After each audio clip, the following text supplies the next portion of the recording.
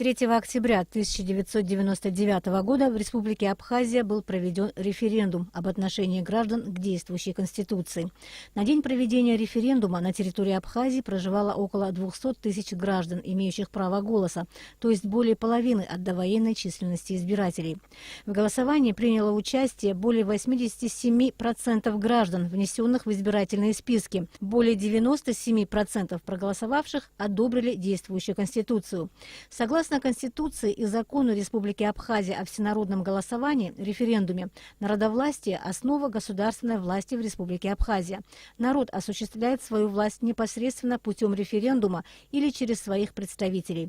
Таким образом, народ Абхазии подтвердил свою решимость продолжить строительство суверенного, демократического правового государства, субъекта международного права, и добиваться его признания международным сообществом. Основываясь на воле народа, еще раз подтверждается и провозглашается государственная независимость Республики Абхазия. Значимость и роль исторического документа в жизни абхазского государства отметил президент Республики Абхазия Рауль Хаджимба. Глава государства, в частности, подчеркнул: положения, заложенные в акте о государственной независимости, нашли отражение во внутриполитическом курсе Абхазии и всех ее действиях на международной арене. Вопреки многочисленным сложностям, стремление историческое право нашего народа к построению суверенного государства получило официальное международное признание, в первую очередь Российской Федерации, а также ряда стран, последовавших ее примеру. Конституция Республики Абхазия, принятая Верховным Советом Республики Абхазия 26 ноября 1994 года, явилась правовым оформлением уже созданного независимого государства Республики Абхазия, АБСНы. Преодолев крайне тяжелый период международной изоляции, Абхазия добилась успехов в решении важных внешнеполитических задач. Их кульминацией явилось признание в 2008 году Российской Федерации Республики Абхазия в качестве суверенного государства. Это дало импульс для интенсивного социально-экономического развития Абхазии. А договор о союзничестве и стратегическом партнерстве, заключенный между Россией и Абхазией 24 ноября 2014 года, обеспечил гарантии безопасности этого развития. Право нации на самоопределение, прописанное в Уставе ООН, является той основой, на которую опираются народы в борьбе за обретение своего государства. О справедливости этого права и о том, как оно противоречит принципу территориальной целостности стран, сегодня спорят аналитики и эксперты.